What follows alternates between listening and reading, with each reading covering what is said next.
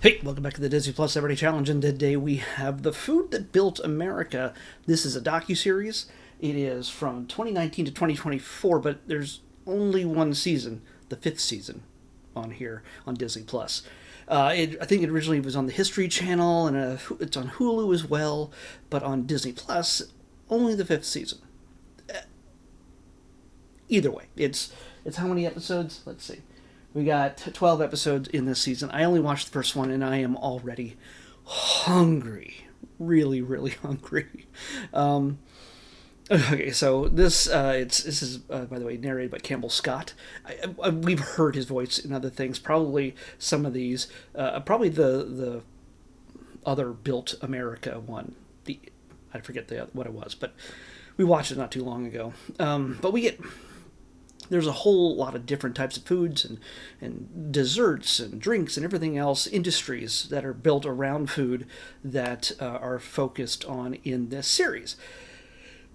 We start out with, let's make this clear, not Italian food, but American Italian food, because this is about the food that built America, and we tend to borrow because we're a melting pot. Use another foodie phrase, we're a melting pot of various different cultures. And believe it or not, barely, 60 years ago? Not even 60 years ago, Italian food was not even common. Like, nowadays, you just assume that, oh, we're gonna, Italian food is like the default setting for a lot of people. Other than hamburgers and hot dogs for Americans, Italian food is the comfort food for so many. Whether you're Italian or not, it doesn't really matter. And in this case, though, again, we need to stress that what we have in America as Italian food is not Italian food. It has the same shape for the most part, but it does not have the same flavors. And they go into details. There's a bunch of foodies throughout this. Adam Richman, which we had, the guy who ate the 80s or whatever, we had that food-based series not too long ago. He's in this. There's a number of people who are experts and just talk about, like, SpaghettiOs, the origin of SpaghettiOs, in a very dramatic way, and talk about how just the acidity and the creaminess and just like all the details, like treating it like it's gourmet food. And to a certain degree, okay, no, it's not. It's for children. It was made for children. It was made for mothers who wanted to create food for their children quickly and easily, without having to make a whole massive meal out of the deal. So what we have here is we go everything from the origin of SpaghettiOs all the way through to what do you consider the biggest Italian food chain in America. You know what it is.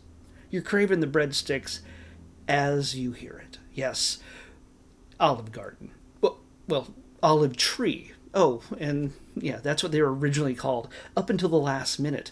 I'm not. I don't want to. I kind of don't want to spoil it for you because they really over dramatize. No, dramatize. It's overly dramatic. They've got some actors and music and everything else that shows a lot of people sitting in kitchens and office buildings, having really intense conversations about SpaghettiOs. About starting a brand new restaurant, which is something that most people don't necessarily do. They see what's working, and then the big companies buy them, and then they make them into a chain, or they make them into their own brand. Some of this is a whole lot more fascinating than I thought it would be. The idea that Italian food is just not common is very strange to me. It just, yeah. So this is a great introduction. If you're going to watch this series on Disney Plus, I don't know if the History Channel or Hulu has more episodes. This is still a good introduction to what this series is about.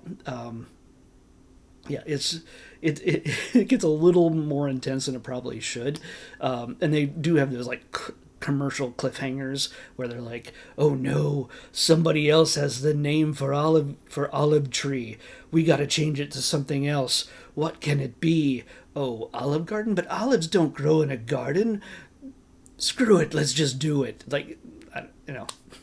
Oh yeah, by the way, we open it in Orlando. Yes, I drive, which if you've ever been there on International Drive in Orlando, it's just lined up with restaurants and hotels. Tourists, that's where they go if they're going to go to any of the theme parks or the special events or anything else that is around there between Universal and Disney World and everything in between.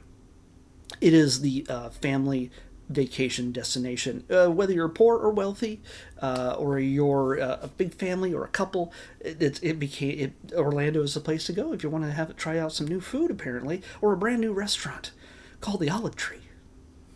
That, well, didn't keep that name. And what do you do when you're suddenly overwhelmed with people going, you know what, we really love Italian food. This is a new place. We should check it out. Yeah, you get overwhelmed. And what do you do when you're overwhelmed? Well, orders are backing up, but you don't have enough people to handle the demand. How do you keep the customers happy? Because they're a brand new restaurant. One guy says this. He's like, hey, if you have a restaurant and people really like it, they'll tell two people. If they really hate their experience, they'll tell 10. So you gotta make a good first impression. And we get to learn the origin of the endless breadsticks. yeah, there's an actual origin story that's fairly dramatic that involves the origin of the breadsticks. How do you keep people happy when they're waiting a really long time for their pasta tour of Italy or whatever? You give them free breadsticks until they're full, and they're not unhappy because those breadsticks are pretty fantastic. You know it. So, so yeah, if you, I would suggest not eating this watching this on an empty stomach. The next episode is about ice cream. I very nearly chose that. I was almost going to choose something that was, just more interesting to me. And Italian food's interesting and delicious, but I was like, oh, ice cream, because there's so many varieties, and you don't necessarily need to keep to a specific, I don't know, foundation in some cases. Salt and Straw, which I've had in downtown Disney in Anaheim here, goes a whole lot of different directions. But hey, they might be featured in that next episode. I have no idea.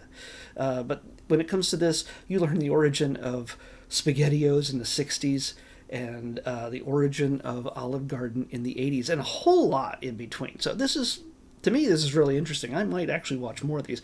I like these little slice of life documentary series that isn't the same thing. It's not like 10 episodes about sharks.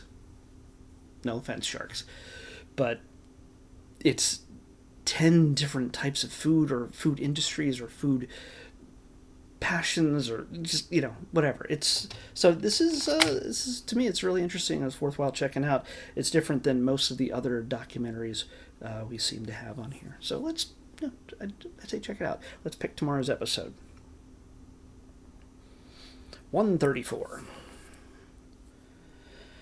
What do we got on 134? Don't have to scroll far. Oh, we got the Primal Survivor back. He is back. This time he is. It was 134, right? I hope I got that. Yes, it's 134. 134. Primal Survivor, the Mighty Mekong. So, yeah. We're going to Southeast Asia, I believe. I could be wrong. Primal Survivor, the Mighty Mekong is what we're watching next in the Disney Plus Everyday Challenge. I'll see you back here tomorrow with that.